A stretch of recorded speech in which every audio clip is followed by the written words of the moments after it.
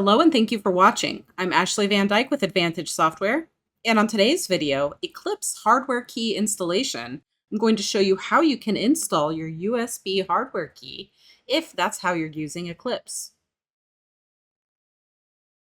Before we get started, don't forget to like this video, share it with someone you think will enjoy it, and subscribe to our channel and turn on notifications so that you'll be notified when we publish new content in the future. Now, let's take a look. While most Eclipse users do use a keyless license, you may still be using a USB hardware key. If that's the case, it does require drivers in order to work. If you're just installing Eclipse or you've gotten a new computer, you'll need to install those drivers before you can use the software. Now, it's important to keep in mind that it doesn't matter when you install the drivers. It doesn't have to be before or after you've installed Eclipse. It simply needs to be done before you actually need to use the software. In order to install the USB hardware key drivers, I'm going to go to our website at www.eclipsecat.com. Once you're here, go to Support, Downloads, and then Utilities and More.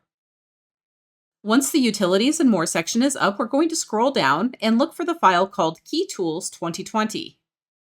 I'm going to click on this file, and if prompted to run or save, I'm going to click Save and allow it to finish downloading.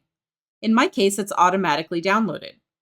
This is a small file, so it'll download quickly. Once the download has finished, click or double-click on the file in order to open it. If prompted by user account control to allow the application to make changes to your device, make sure that you click Yes. And first, the installer will remove any old drivers.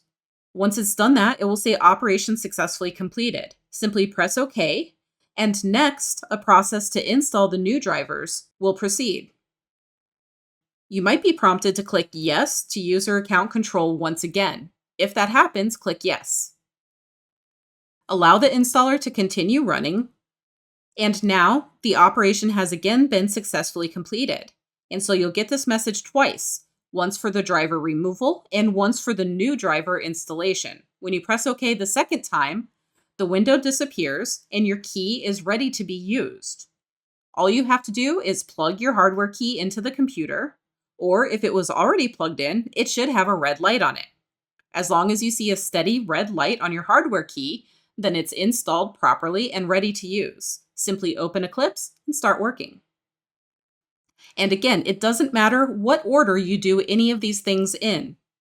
Whether the key is plugged into your computer or unplugged, whether Eclipse is installed or hasn't yet been installed. As long as the drivers are installed and your USB key is plugged into your computer and lit up, then you'll be able to open Eclipse and start working. Don't forget that Advantage Software offers anytime support. Tech support can be reached with any question, anytime, including weekends and holidays, at 772-288-3266. Email support is available at support@eclipsecat.com. Thank you so much for watching this video, and have a great day.